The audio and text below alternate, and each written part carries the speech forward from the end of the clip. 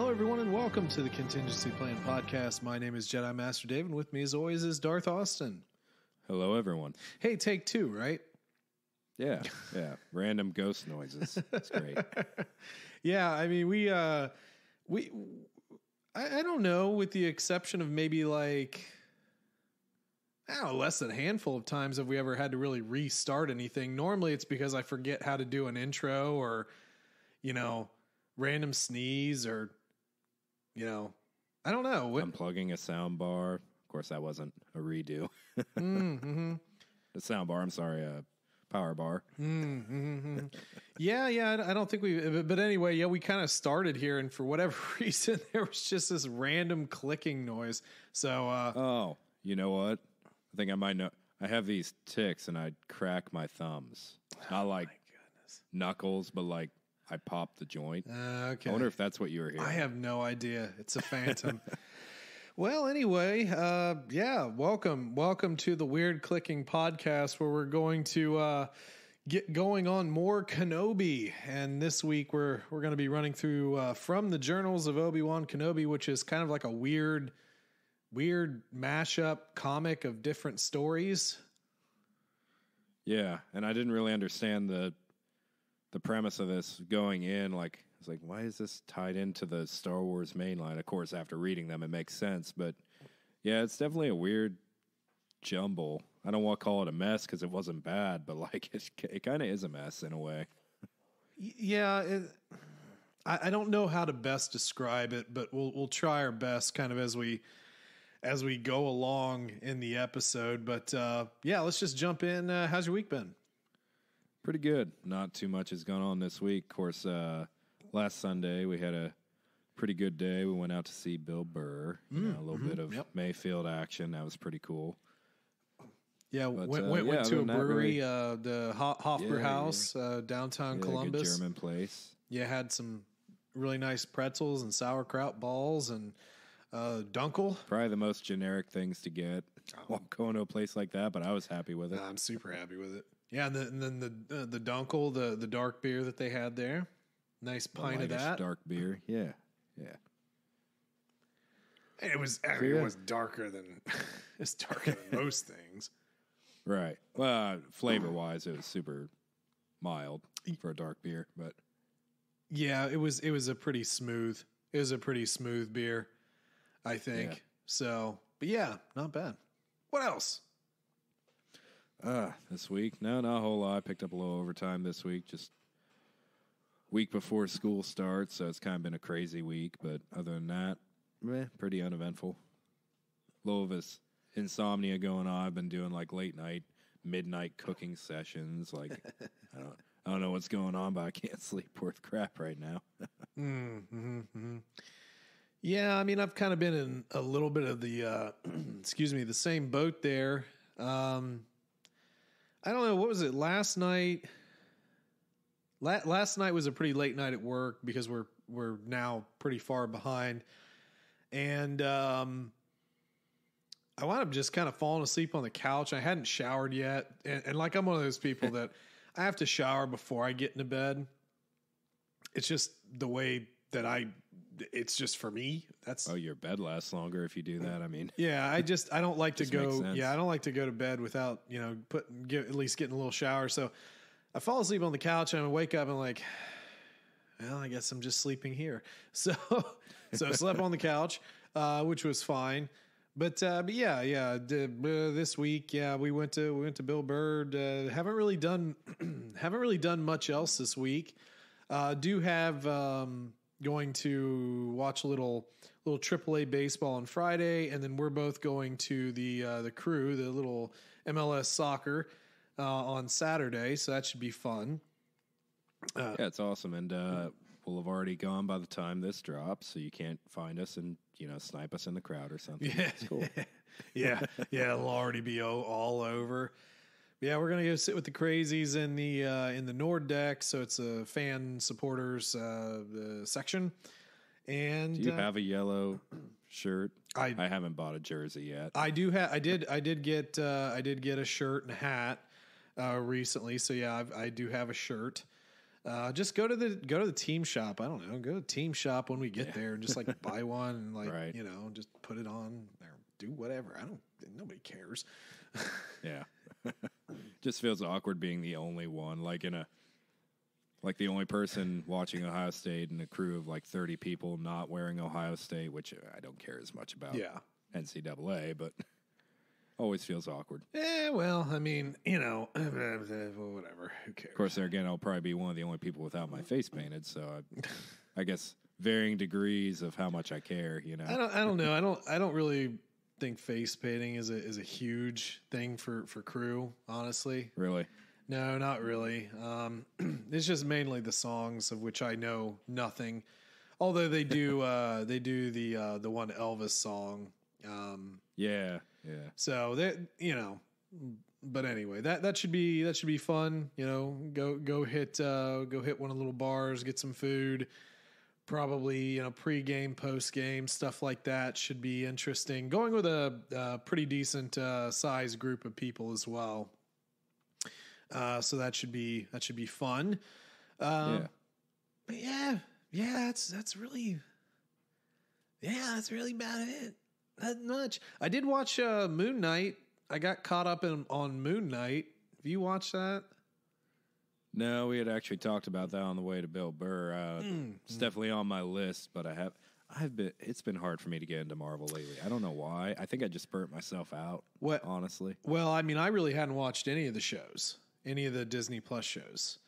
I think for me it was like the Defender series. It kind of killed it for me because that's it's not tied into the movies, obviously, but it's Shield, the Iron Fist. Oh, sorry. Okay. I forget all their names except Daredevil. Daredevil's the reason I watched it, but that was like 4 2-season shows, and then the tie-in Defender. It was essentially like a less repetitive version of going through War of the Bounty Hunters. I see. Okay. If that makes sense. Sure. Around that time, I kind of got burnt out. I just kind of stopped watching the movies and the shows. Mm-hmm. Yeah, I don't know. I certainly didn't watch that. I mean, I guess I've watched Punisher, back when Punisher was out. Punisher was good. I liked it. Yeah, gratuitous violence wasn't too bad. I think I watched all of the Agents of S.H.I.E.L.D. maybe. Didn't get into that or Carter. I didn't watch the Agent Carter show. But yeah, I mean, and then what's the WandaVision? No, the new movie, Doctor Strange. So that's coming out the here. Multiverse of Madness, right? Yeah, I hate multiverse stuff. It's so boring. That's everything Marvel is now. Well, I mean, everything's time travel or multi-dimensional stuff. I just have never found that interesting. I liked it with Spider-Man, but that was about it. And I never really thought about multiverse with Spider-Man either. I didn't get that far into the lore of all that stuff. Well, I just knew there were multiple Spider-Man comics, and that was good enough. Well, the thing is it's usually too predictable because you build up these characters and you can't just screw them over. Like, oh yeah, Mary Jane's never going to remember Peter Parker. It's like, oh, shut up, man. I mean, there's going to be a loophole where his buddies come back and they're all buddies again, and blah blah blah, and then they remember you now, Peter. You're a real boy, it'll happen. I mean, come on, let's not get crazy. One thing that sucks with all the multiverse stuff, like in the movies, is the entire premise is around, oh my God, there's a multiverse, and let's just talk about that for 2.5 hours. Mm-hmm. Like we're not actually, with Spider-Man near the end, it was actually useful because you actually got to see them all, fighting enemy together, but I feel like that's all it's going to be about. But you mean getting to see 3 different Spider-Men jerk each other off? For about 20 minutes before the fight, yeah. Not to be gratuitous about it, but my God, look, it was cute. I thought that was kind of funny, honestly. Well, it was funny, but it was also like way too long. It's like I don't know. I don't know how everybody feels about it. I'm not trying to be, We're pissing off so many fans right now. No, and it was fine, but it was just like, can we not have them jerk each other off this long? And I'll also say this too. Tobey's Spider-Man should have died. That was my only thing. Probably. That was my hot take. Tobey's Spider-Man should have died at the end because that would have made, like, it would have made things so impactful. Like, he gets stabbed, he actually dies. Instead, we just get him like, oh yeah, that's happened before, or whatever the hell he said, and he's fine. He was stabbed. Right. Yeah, and I feel like the only way that would have made that, the only reason I say I would save Tobey's death is to introduce Miles Morales. I think that'd be kind of a cool way to do it. But I agree, he should have probably died. I'll tell you what, like, I mean, I don't venture too much into these circles, but it depends on who you look at, listen to, show, whatever.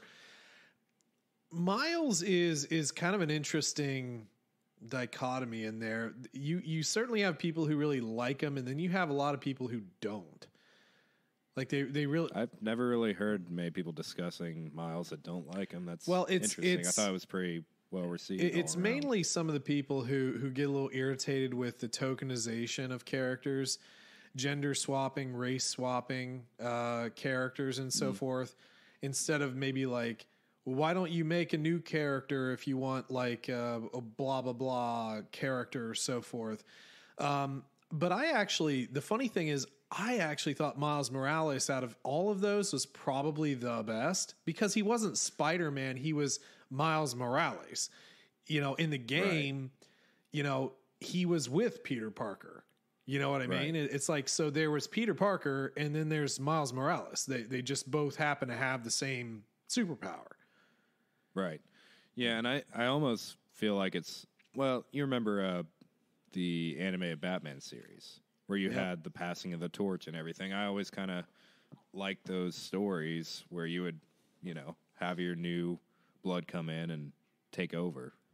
And I always feel like that was Miles. So yeah, and I know that the new Thor is kind of ratcheting up with Natalie Portman doing what are they calling her? It's not She-Thor.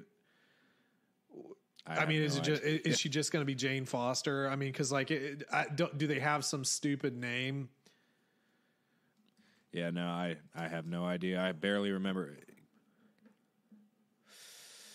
What is it called? Love and Thunder. Love and Thunder. Love and Thunder. It just sets the tone for how cheesy the movie's going to be, probably. Love and Thunder. It sounds like a cheesy 80s like rock band. Love and Thunder. So, yeah, look, I had, you know, I didn't watch the last Thor movie. And I have zero idea about the comic book line which I think was a fairly recent comic line. This isn't like old canon, right? I don't know if you know. It's not like either of us really followed comics all that much. I really don't know. It's just Mighty Thor. It's Thor's ex-girlfriend. He broke up with her, undergoing cancer treatment while becoming the Mighty Thor. Interesting. And then finds Mjolnir. Because at this point, Thor's moved on to the other thing. The what's his other weapon? The bigger one. I just knew that he learned to wield the lightning without the hammer. I didn't know he had another weapon. Well, yeah, he got another weapon in one of the movies from the Did he get like a sword? No, from the dwarf that was played by what's his face from Game of Thrones. You remember I don't remember. Yeah, vaguely. Yeah. I don't remember any of the mythology behind Thor. You know, some of those old gods and so forth. Anyway, it doesn't matter. It's whatever. But anyway. So that's coming out, and I know a lot of people have kind of went on about that and so forth as well. Like I said, that I believe, if I'm remembering correctly, I think that was a much newer storyline, like 2000s type of storyline, Mighty Thor. But hey, as long as it's good, whatever. We'll see. I don't particularly know if I want to see that one or not. Not because of anything. I just don't know if I want to see it. Whatever. But anyway, hey, that's a lot of Marvel talk. Why did we do that? Yeah, it's all Disney. Who cares? Yeah. Okay. So, by the way, back to the original point. Moon Knight it seems to be okay. We'll see. We'll see how it goes. Yeah. I actually like Egyptian stuff. I think it's interesting. Although this is certainly not like it's kind of like super Egyptian light stuff. Egyptian stuff. Yeah. Just waiting for Brendan Fraser to show up. That'd be sick. Egyptian stuff has kind of been dead for a while. Like no one's done anything. There was a lot of it, though. I mean, there was a lot of Egyptian things and so forth along the way. And then, yeah, you're right. It kind of did. Now we're getting out of the Western phase too. I think like there's a lot of low budget Westerns, not a lot of high budget Westerns. I don't know. Whatever. Movies and pop culture and so forth and all that fun things that everybody likes to argue about. But we're here to argue about Star Wars, right? Yeah, and whether or not Yoda should be in this comic. Yeah. Argue with me.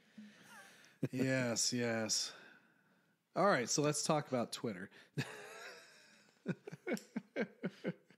No, let's not. I already talked about that a little bit earlier. I don't want to get all political and crap. But come on. It's now owned by the Muskinator.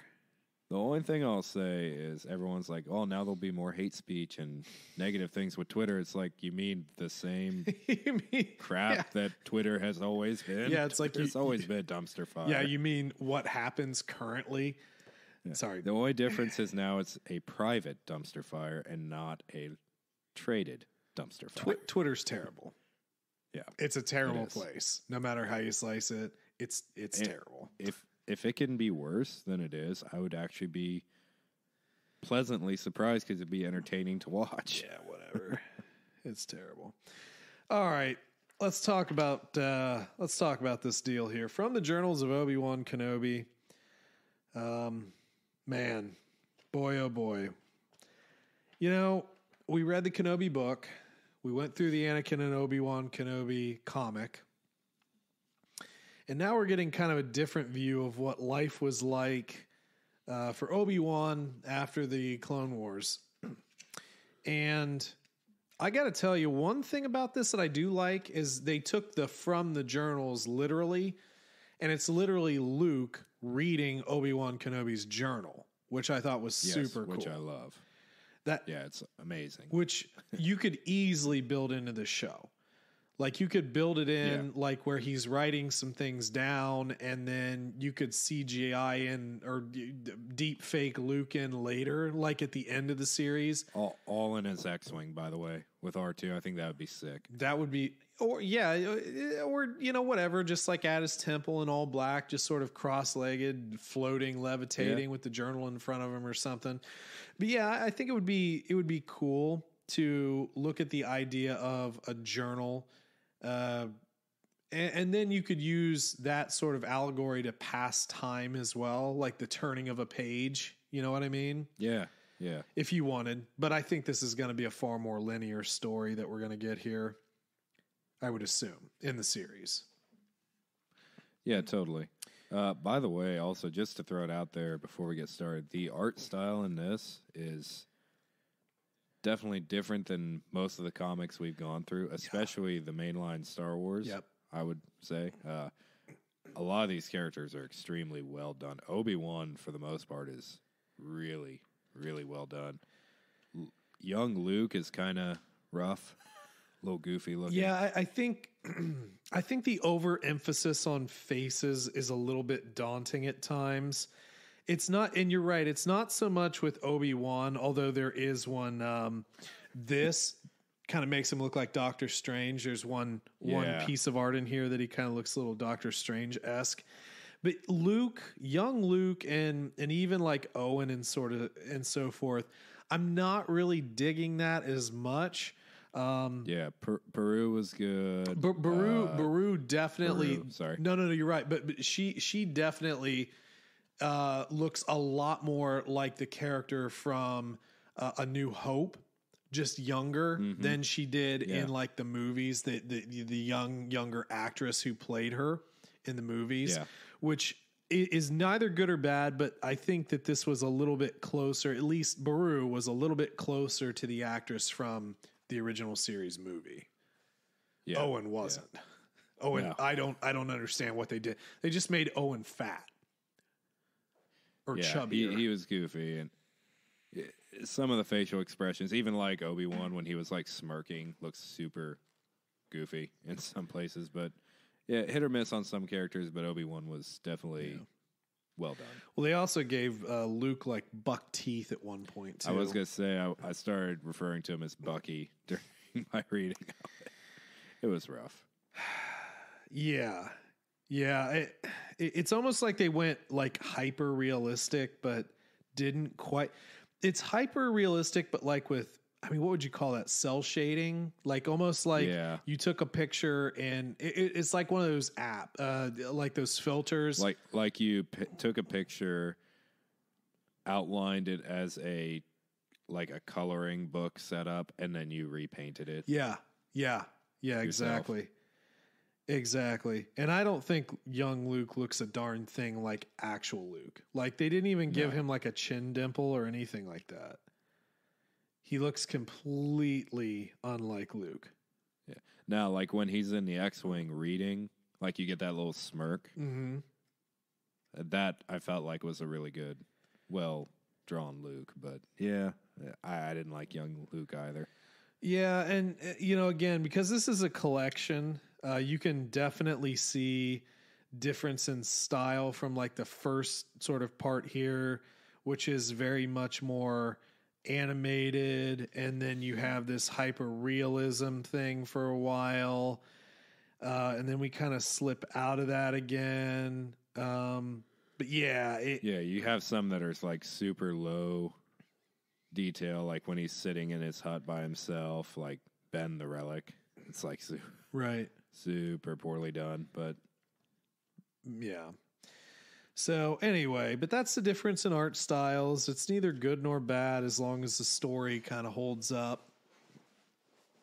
So yeah, let's just sort of roll in here.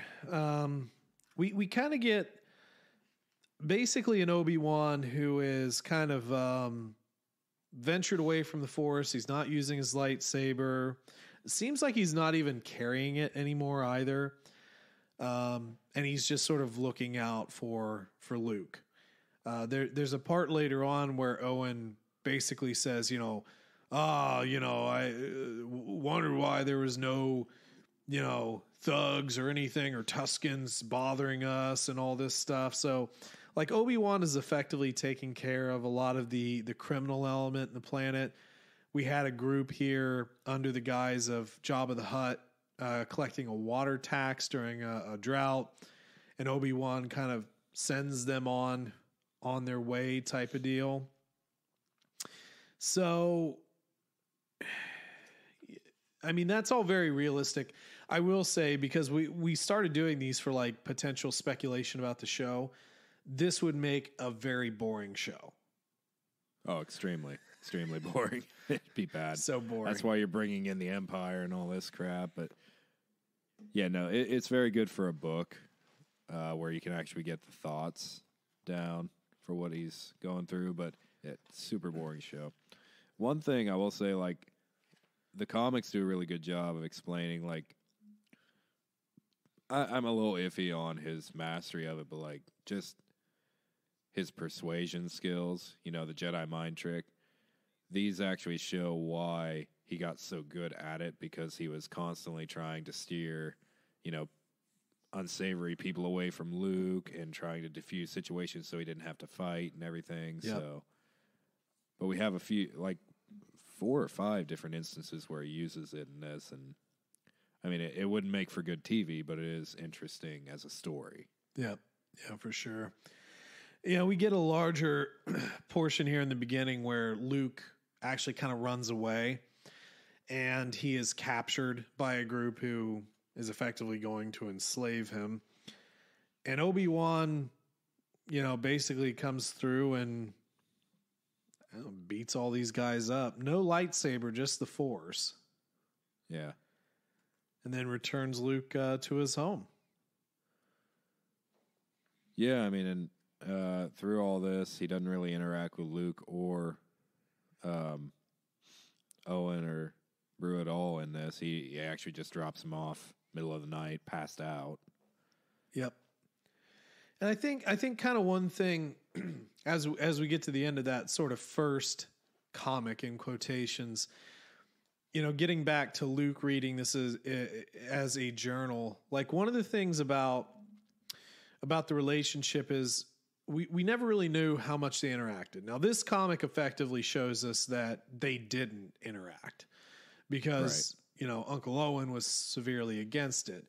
However, if that winds up being the case, it is nice to think about that Luke would eventually read about it and see what Obi-Wan actually did and what he sacrificed, all those years standing protectorate over Luke. And that, I don't want to say given validation, but it would be kind of nice to see, my first master was kind of looking after me. Right. And it kind of just goes back to, like in all the other books with Luke, how important Ben was. Because, I mean, let's be honest, in the movies, he trains him, but he's not a huge part of his life for very long. But this forms that connection between them.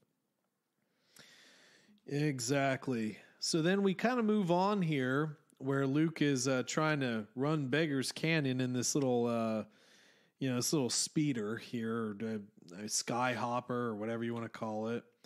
I don't know why they call it a speeder. To me, that doesn't... Maybe I don't understand the definition of a speeder. Yeah, I wasn't... To me, it almost looked like a Imperial transport shuttle at first. Yeah, it was some little mini version. Yeah. But, Luke's like, oh yeah, I'll fix it. After he clips him out, it doesn't quite make the canyon run. But Owen, you could kind of see why Luke was so frustrated because like Owen's always like he's a no guy. Yeah. He's a very like, yeah, for sure. And granted there's some fear there obviously because he is kind of being drawn into some of the same things that Anakin was interested in, speeders, piloting, kind of a little bit of maybe thrill seeking type of thing, which is sort of the same thing Luke is kind of doing here. But he's like, no, you're really grounded, kid. You broke the ship and you're a little bleep. And while all that's happening, Obi-Wan's just beating up a bunch of Tuskens. Right. Yeah. But, I mean, it all does tie together. It makes sense why he's doing all this. But, yeah, it is funny, like him watching him fight with the Gaddafi and everything. And it's like, such an uncivilized weapon. Oh, my back. Yeah. And effectively, he kind of forges a relationship with the Jawas.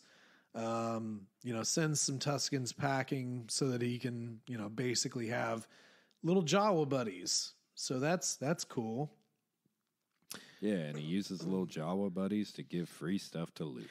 Yeah, and we do see Owen, kind of looking for droids, astromechs at this point, and then Luke gets a little box of parts, and he does the big Pog face, but these are Skyhopper parts, Pog. It's like, that's great. You're still grounded, boy. Yeah, it's super weird. And then I think that this is something that we will see in this series, a confrontation with Owen. And we do get, Obi-Wan just constantly eating snake. Yeah. It's like you... Like, straight up, he had it a year straight every day. Yeah, I mean, come on, man. You've got womp rats out there. Eat those. Or something else. Go in and make friends, Get some nice water from the nice bar lady. Oh, wait, that's a different book. So what did you think about this sort of confrontation with Owen here? Well, I mean, we always kind of knew Owen was super against Obi-Wan training him, but it's nice to see a little more context of it, the reasons why. Obviously, we know his opinion of Anakin, but just for him to throw out there, it's like, everyone you you get around, you put in danger. You've already killed enough Skywalkers. This one's just a boy. Leave him alone.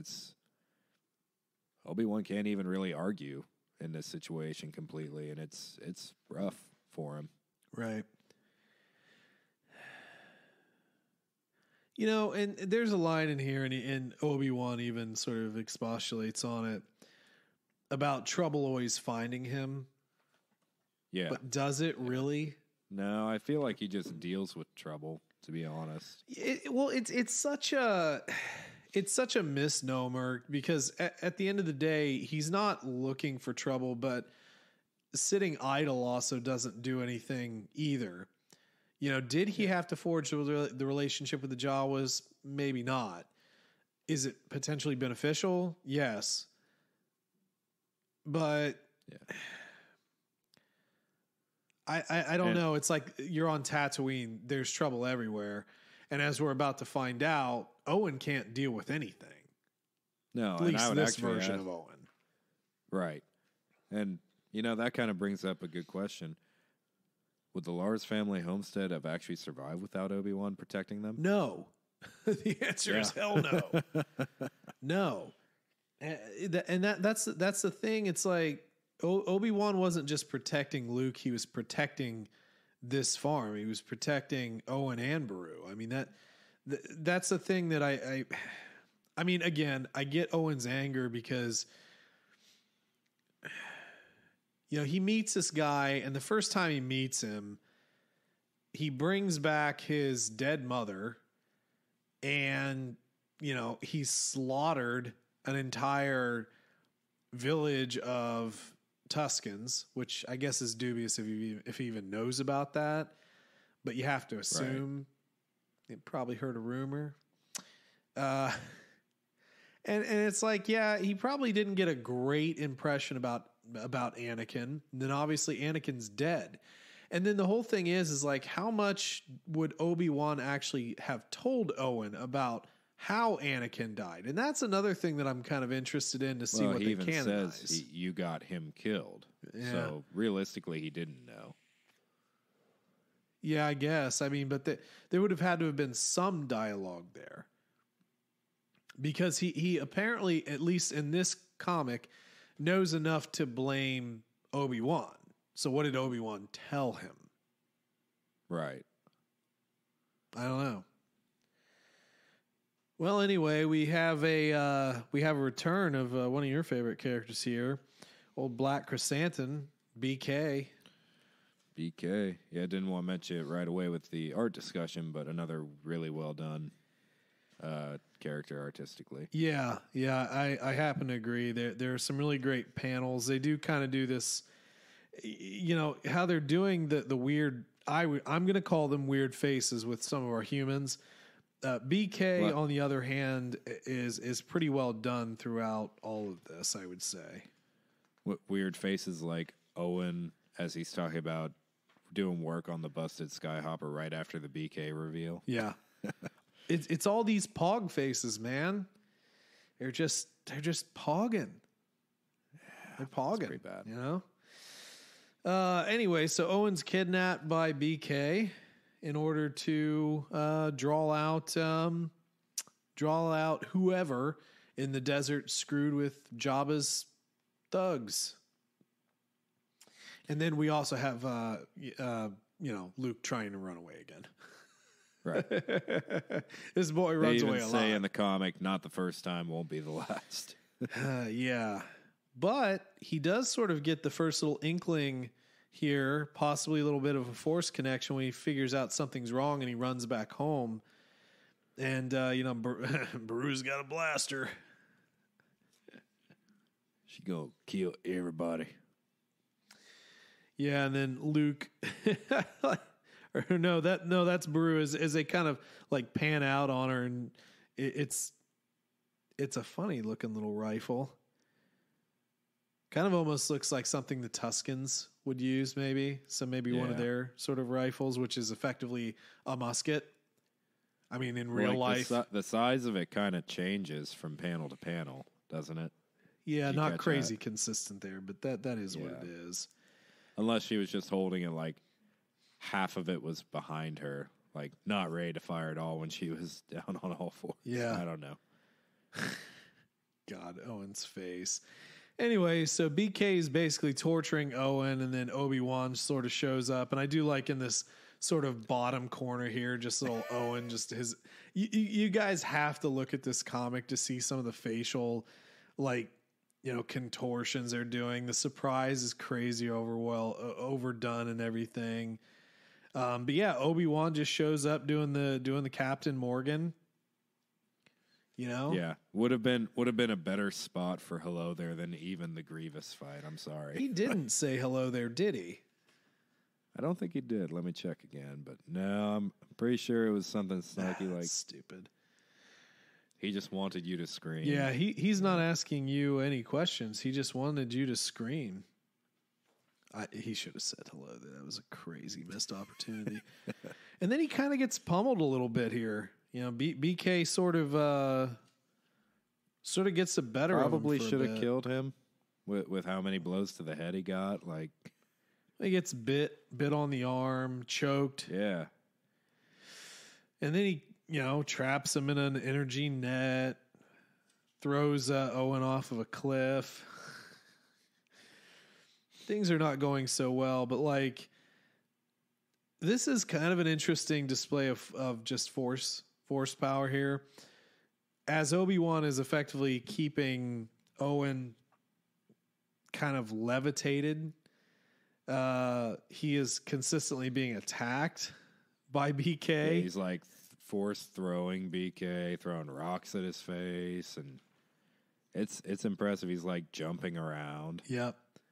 He even gets his scar, like while he's suspending Owen in the air. It's pretty sick. Yeah, it's just weird to see like how much punishment, but he's still able to kind of hold Ben up, and then he finally does let him go. But here's Luke in the little skyhopper to save his uncle. And then at this point, it's like, oh yeah, and by the way, I'm a Jedi and you're a Wookiee, and I'm going to murder you now. Right. And then he finally he gives BK the infamous scar over the eye, and BK falls over the cliffside. Classic Disney death. Yeah. Wow. Or was it? I will say though that Owen actually does try to help Obi-Wan in this fight. He kind of tries to shoulder ram BK at one point. And Obi-Wan makes a note here. It's like, basically he's like, Owen's not a coward. And, there's even a look here that Owen sort of gives Obi-Wan at the end where there's a bit of a mutual respect, I guess. So it would have been very interesting to have continued this to see maybe Owen relented a little bit. Right. Just a little bit here. Because again, we've discussed this. Luke knows who Ben Kenobi is. He knows he's, some old guy out there, crazy wizard, right? Right. So did Owen relent to the point of maybe at least letting Luke sort of know, like maybe they met? He doesn't know he's a Jedi or anything, but maybe they, met. Maybe they had him over for dinner. I don't know. Yeah, and based on the dialogue of A New Hope, it would have been when he was still pretty young, the way he did interact with him. So It would make sense if it happened around this time.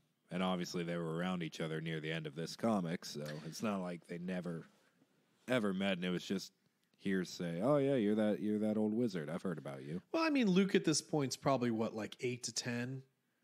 Yeah. Somewhere in that range. So he's a kid.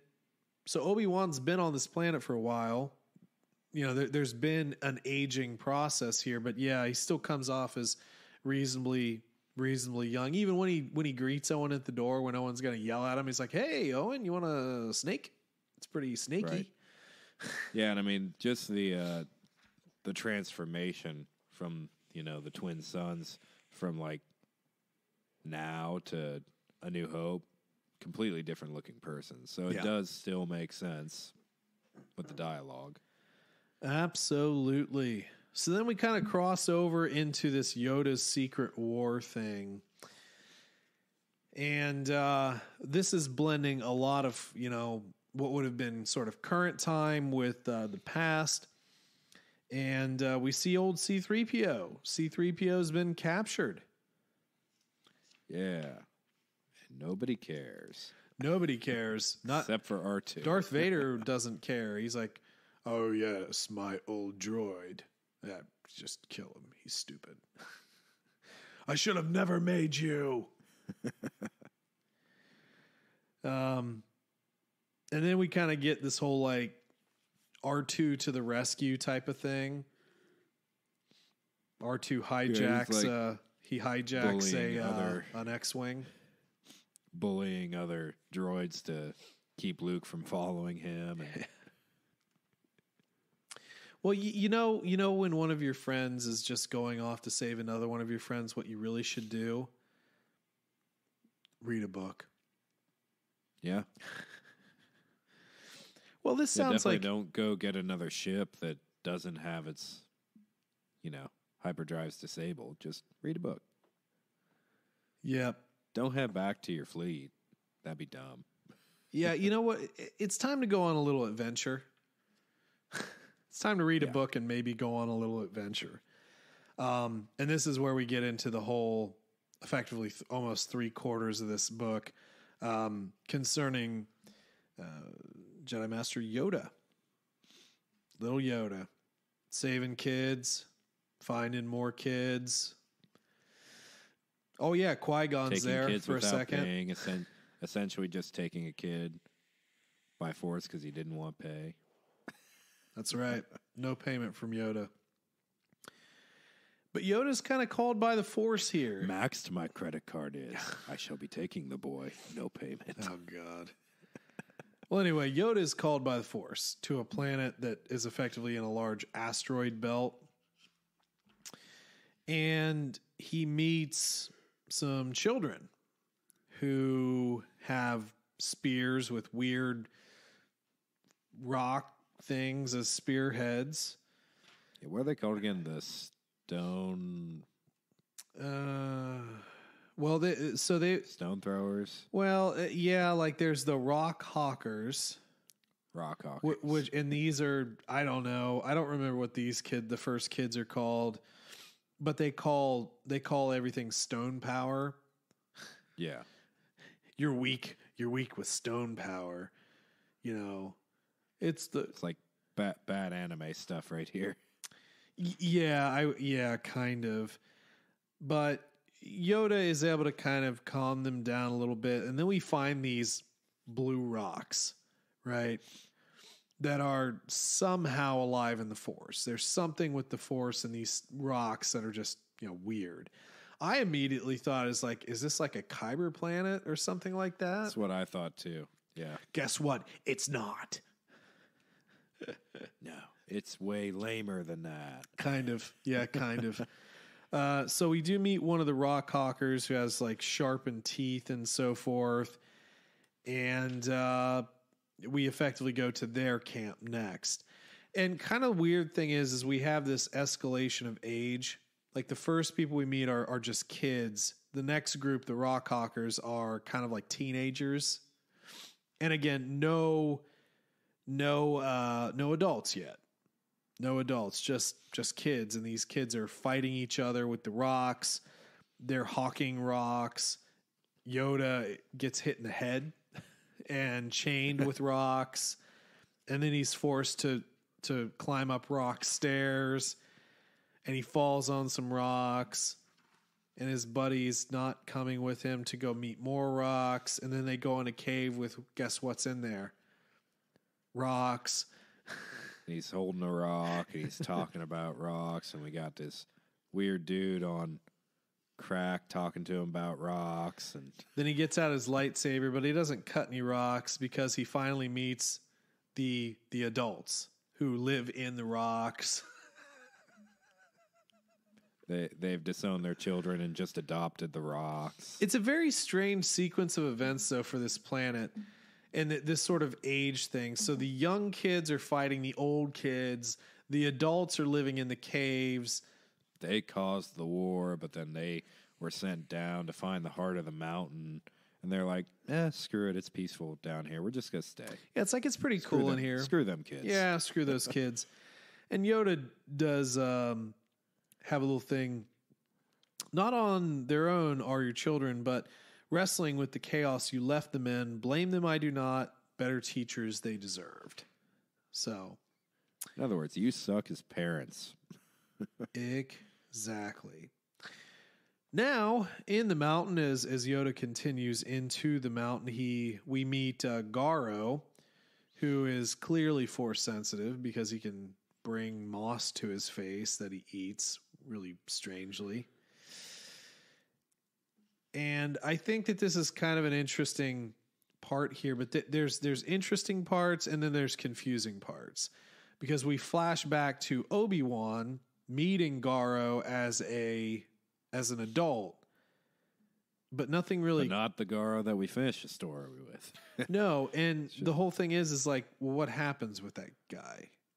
Right. Nothing. Him and Obi-Wan just like talk, and then he goes away, and like there's nothing else there with those two. Like, why did he go meet Obi-Wan? How did he even know Obi-Wan was there? And what was the point? Because he only gave him like a couple words of knowledge that he'll never use, never pass down to Luke, and then he just walks away. He doesn't even give him a rock. So anyway, back. And by the way, in that whole thing, like Obi-Wan just stops Greedo from killing someone and makes him a new friend. That's true. Yeah, you're right. Awesome. Yeah, he stops him from a fight and is like, "Hey, let's go drink. It'll be fun." We definitely won't want to shoot each other after that. No, not at all. Oh, hi, Garo. Yeah, blah, blah, blah, blah, blah. You're a Jedi. Oh, don't go. Okay, bye. And then guess what? Powers will fade. It's like, guess what? That's just you, buddy. Yeah. I'll have the Force forever. But look, guess what we're back to? Rocks. So, yeah, then Garo's throwing rocks at a blindfolded Yoda because Yoda wants him to be his master so he can learn rock force. And then Yoda's able to block the rocks, and he kind of makes a big rock levitate and is like, oh, my God, how did you know how to do that with the rocks? Like, people don't know how to do that. And then they find a rock heart. Now I'm the master. When I left, I was but the learner, and now I am the master. So, yeah. When I got here 5 minutes ago, I was but the learner. Now I am the master. Yeah. But look, so anyway, to make a long story even shorter, the rocks are alive because the rocks are a part of a living being. Basically, this mountain is a rock monster guy. It's like the rocks are actually flesh, and I don't know. Yeah, they've been just like peeling away all these rocks to use for weapons, and it's really like actual rock people rocks. I wonder if like the giant gets itchy as people are doing. Is that his flaking skin? Like he itches, and they're just like, oh, you got the scab. Now I gotta wait for it to heal it. Oh, I gotta wait for it to scab over again. Come on, guys. Why are your weapons made from my dried skin droppings? I don't know. Just, it's just rocks, man. Something that I did somewhat find disturbing from the artwork of this, when they had all these kids like doing their little praying to the rock thing, they all have butt cracks.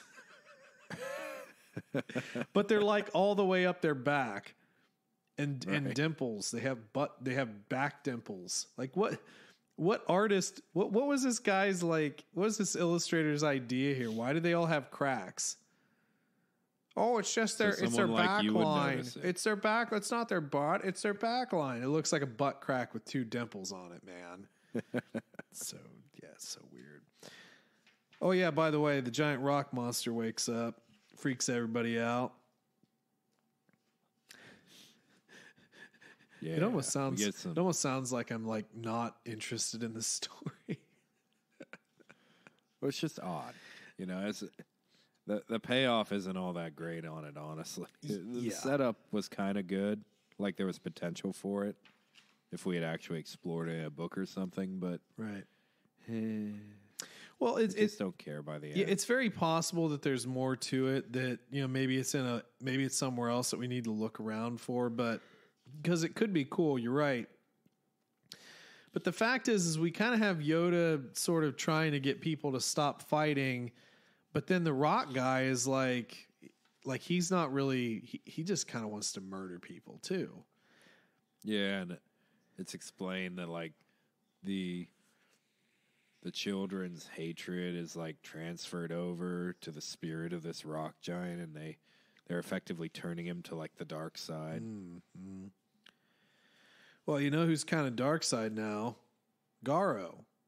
And he's got floating, levitating rock knives. Yeah, he's got that cool little conjuration spell that he uses. It's just awesome. Wait for my buff.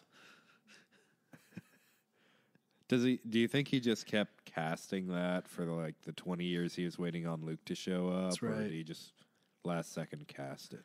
Yeah, it was just, it's I don't know. Maybe he just he likes to do it periodically, just in case. He seems really interested in killing rock monsters though. That's his kind of thing here with his little rock knives. And which doesn't really make sense because he complains about how like the planet is dying and your master helped kill it, but also help me kill the rock monsters that are part of the planet, and they're like the only living thing left. Yep. As I'm trying to save the rock giants. Yeah. And I thought they were going to go the route of like, oh, the people got turned into these. These are what's left. But yeah, they don't really explain where they come from. Yeah.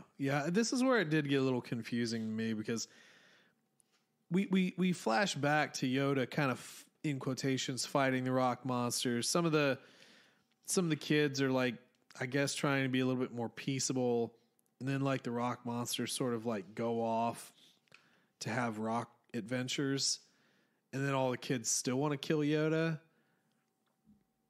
Yeah, it's a little confusing.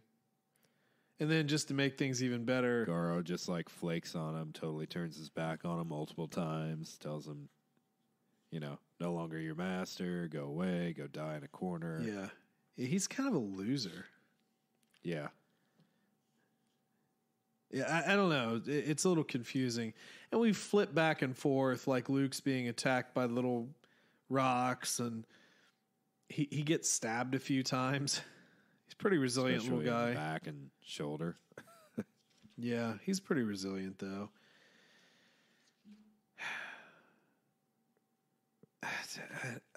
I'm just flipping. Oh yeah, and then Garo just becomes a rock or something.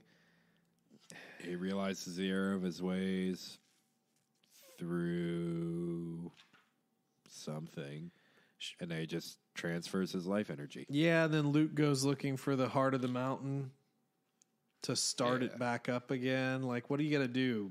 Because rock CPR. Because it works so well the first time. Yeah, and then I would say probably the more interesting thing here to me is the last page of this where we pick up with Yoda on, oh wow, I'm completely forgetting. What's the planet he exiled to? Tatooine. No, Yoda. Oh, Yoda. I thought you said Obi-Wan. No, Yoda. What's the planet he was exiled? He exiled himself Dagobah. to? Dagobah. God, I couldn't remember. Yeah. It just wasn't in my mind. It's like, God, how did I forget that? So he's on Dagobah in the swamp, and he says, "Yes, soon ready he will be, as ready as he will ever be. Find me, then he will. Here waiting I will be." A lot of bees there. Yeah. Which is interesting. So he essentially senses what happens. Kind of cool. On the planet. I kind of like that. He probably keeps little force tabs on that planet after that kind of adventure. Yeah. I just kind of like that idea that Yoda, senses Luke sort of starting his journey, finishing certain things, and then finally he'll be ready to come to him. All right, last little piece here, man. You ready for some Tusken stuff? Yeah, the most boring part of this entire series. Yeah, I don't really understand the point of this. The art is way different, too. It's a lot more lo-fi. It kind of reminds me of some of those Visions. Visions. Don't remind me of that. Anime.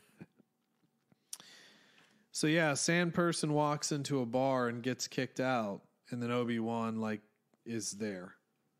Kind of. Yeah.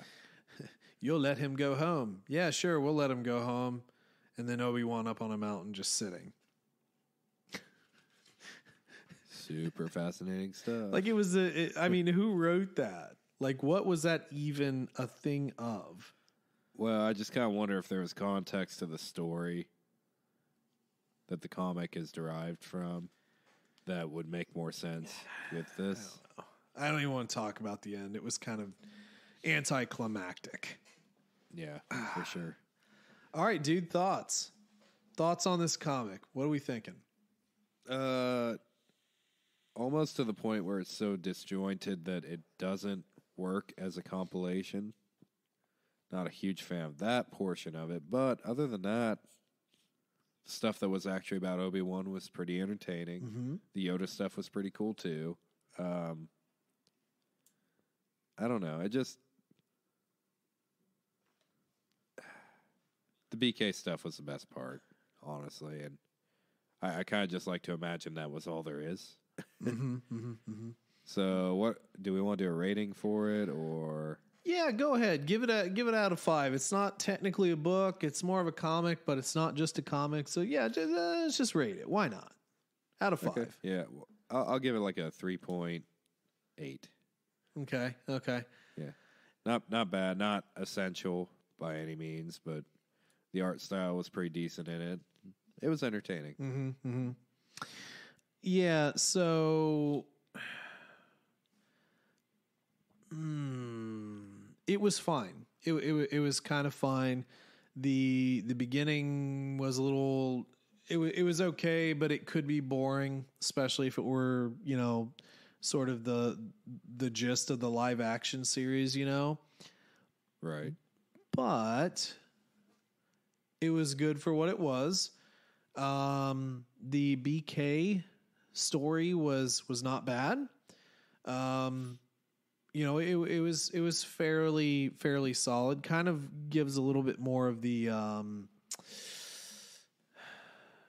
inside of the relationship with Owen and sort of Owen's resentments, and then maybe a little bit of Owen's respect at the end.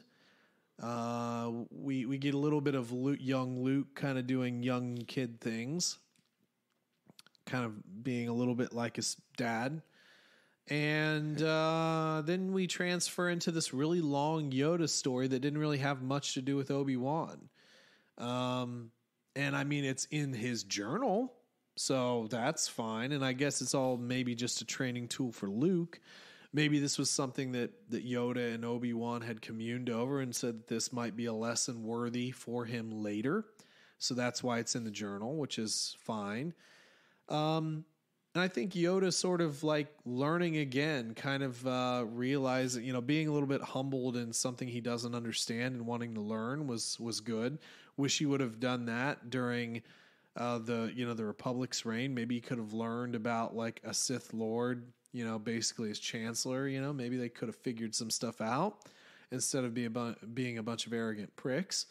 But how do you really feel about that era? Yeah, well, yeah. It was a terrible Jedi Council. But anyway, it